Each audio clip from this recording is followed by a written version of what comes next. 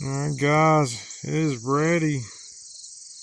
We are doing another test flight here in just a few minutes on the Hades FX22. 100 grams, depending on the battery. So one of them weighs 98 actually. We are running the HDZero AIO15, the new all-in-one board with a G4 processor. And what I've seen so far, it's way better than the F11. It seems to, and it's really responsive. Really enjoying it so far. Had a couple issues with my board orientation, but once I got that sorted and did it 0045 with a clockwise 180 flip, everything worked great. And this is my custom frame that I made. A lot of y'all have already saw it. And we changed the props out due to my wife's recommendation because I didn't have the purple canopy. I tried orange at first and she said, you know what would look cool? The smoky black transparent ones that are like on your tiny trainer. I was like, hey, I have some of those. I believe she was right. We are running the lava batteries from Beta FPV. They are 3S550 HV batteries. So you know, get a little bit extra charge time, and it's actually lighter than my Tattoo 550s 3S. They're probably about 4 or maybe even 6 grams lighter.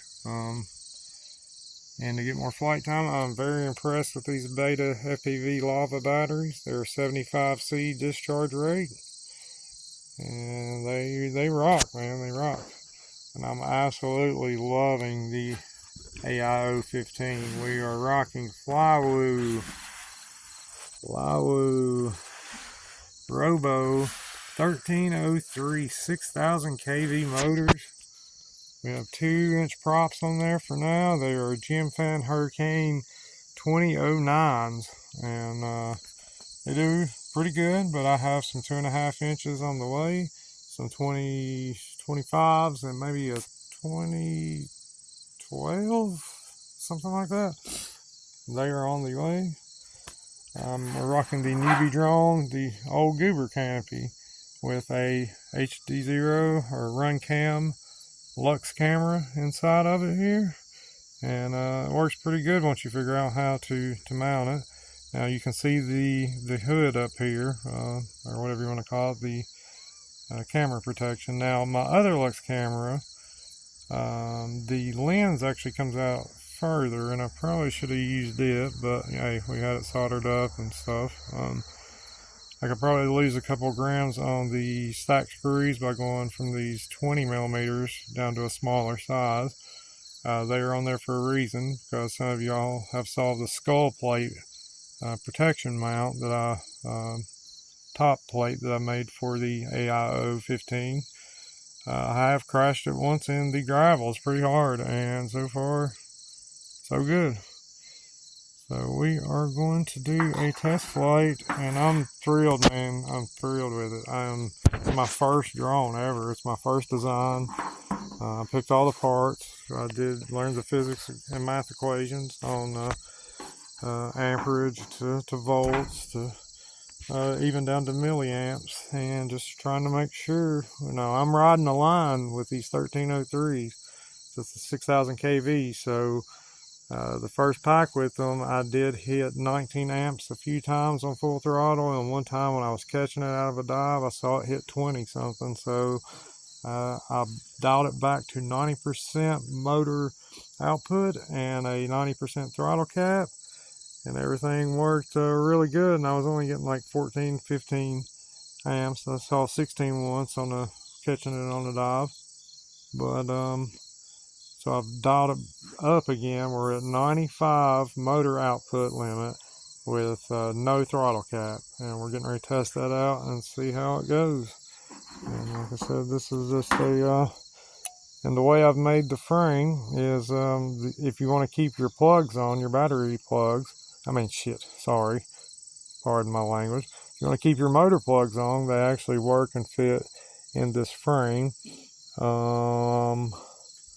So yeah, that works out pretty good. Now I would probably need to make a spacer, because right now I'm just running the battery flat to it on some foam just to help it stick. But I took my plugs off and gained or lost, sorry, a gram of weight. And so there it is, the Hades FX22.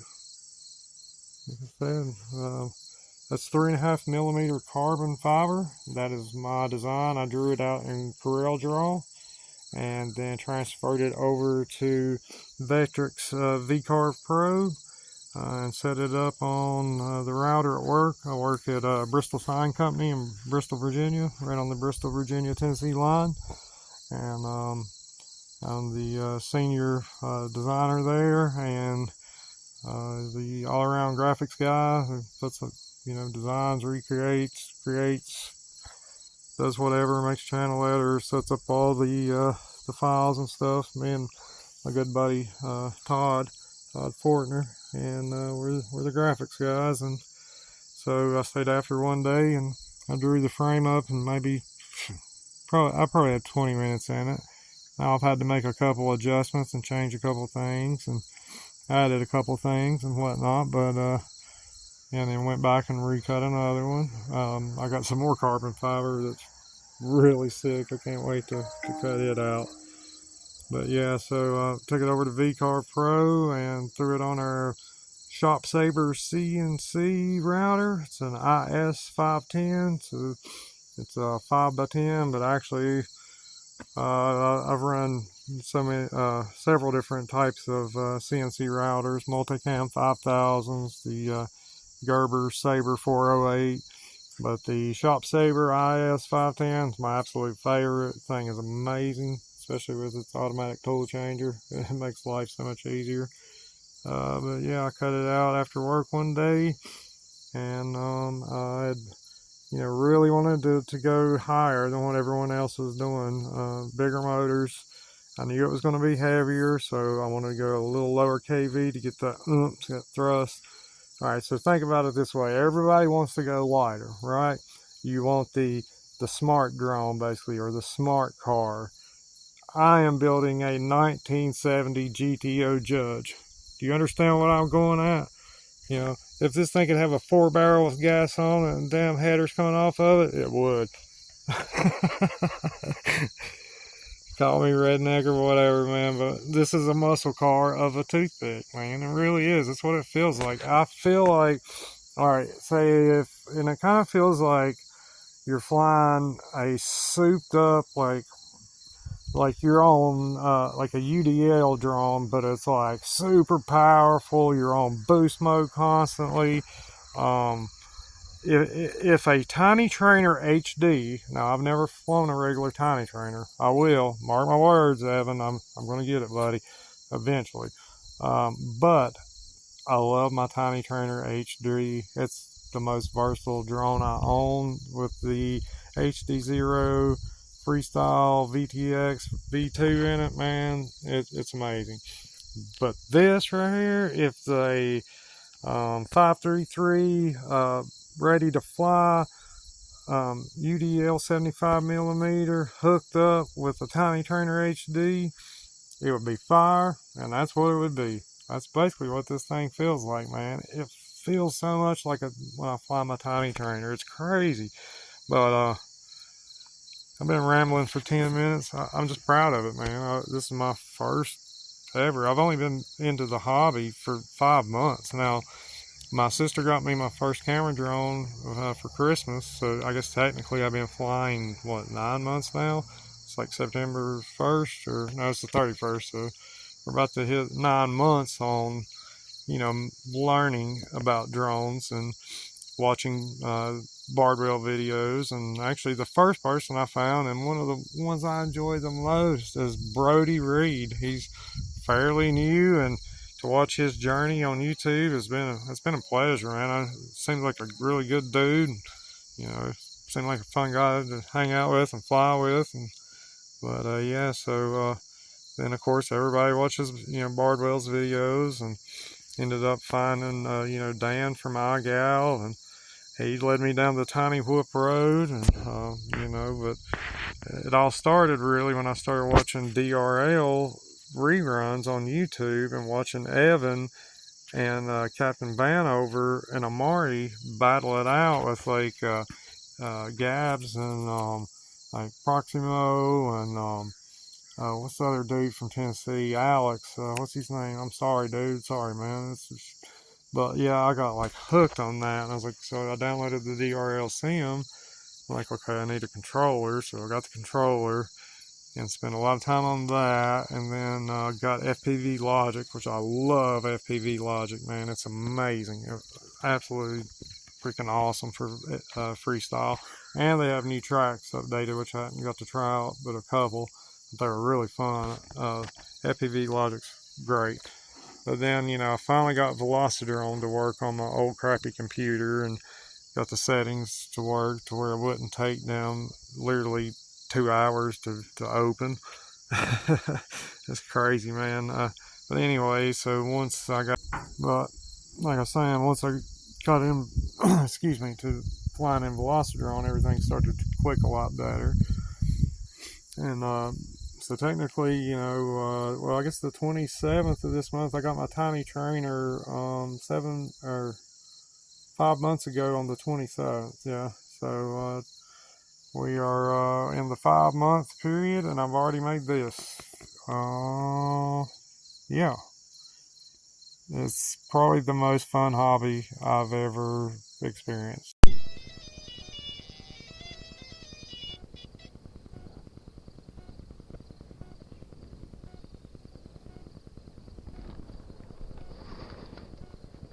Alright, we're just gonna do a little cruise and see what we can, how much we can get out of it.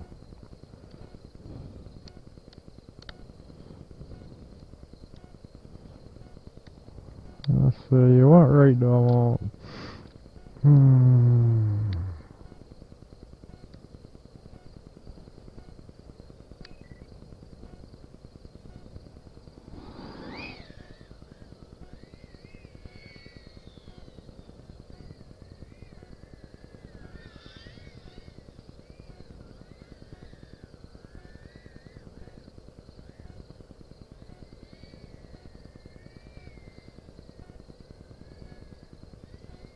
I remember it's really wet down here on the bottom.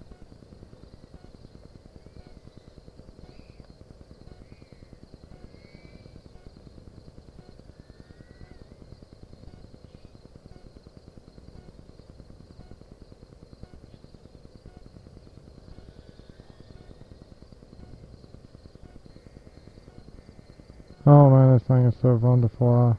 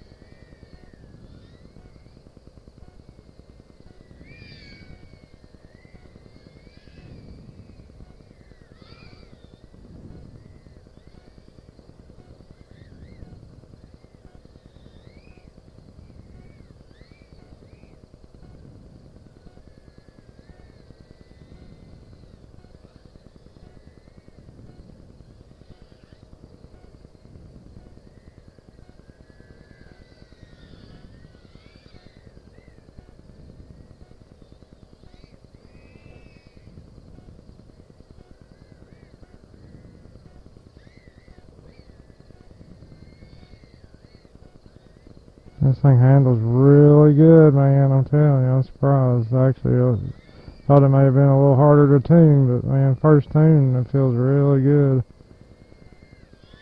We're on a 95% motor output limit.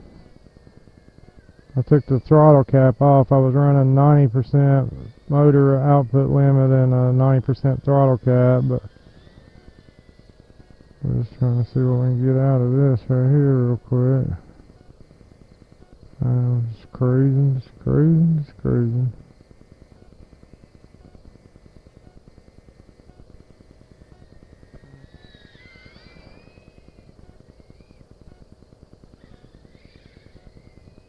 A little wobble there.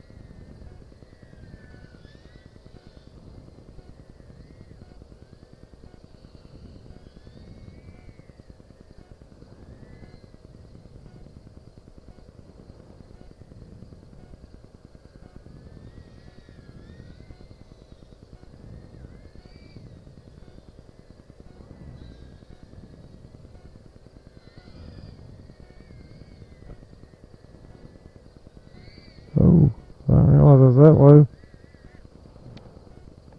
I'll drop it there. 620.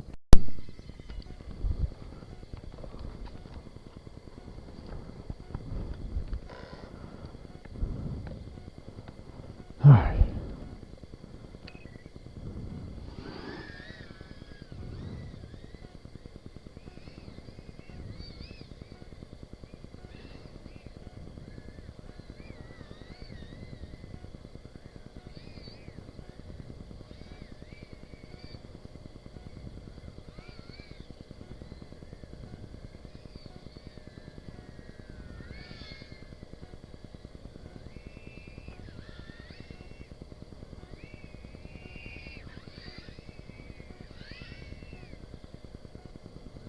What do you think? Babe, what do you think?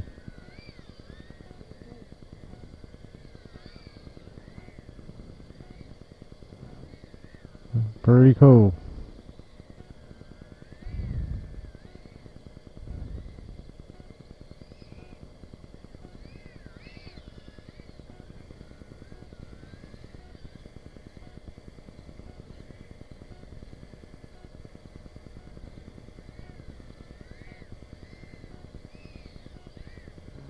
It's smooth, it's just so smooth.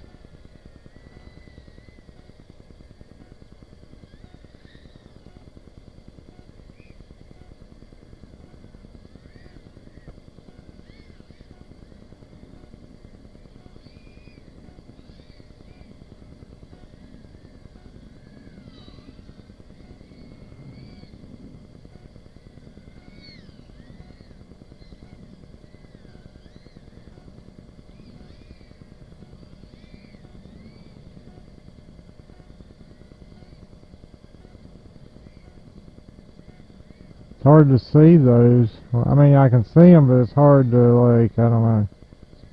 I need to move up. I need to move that light a little bit.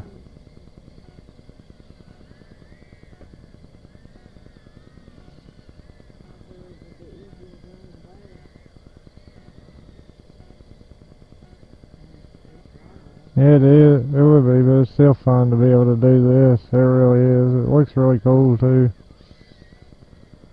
I'm just still babying it a lot, you know. Babying. Like it. Just not overdoing it, you know what I'm saying?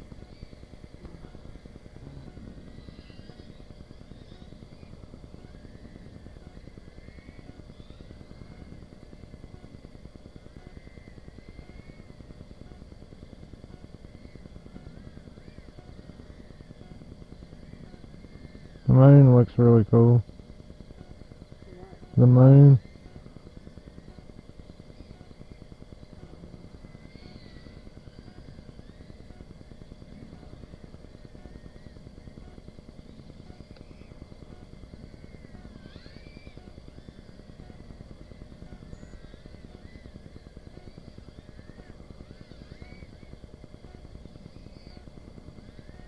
Getting some fog on my lens where it's getting foggy out here. Where it's foggy out here. I'm getting condensation on my lens. It's hard to see now. I'm going to bring it in and land it.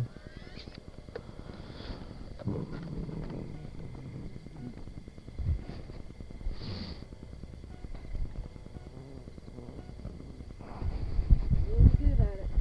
Look. Sure that makes it even funner, doesn't it?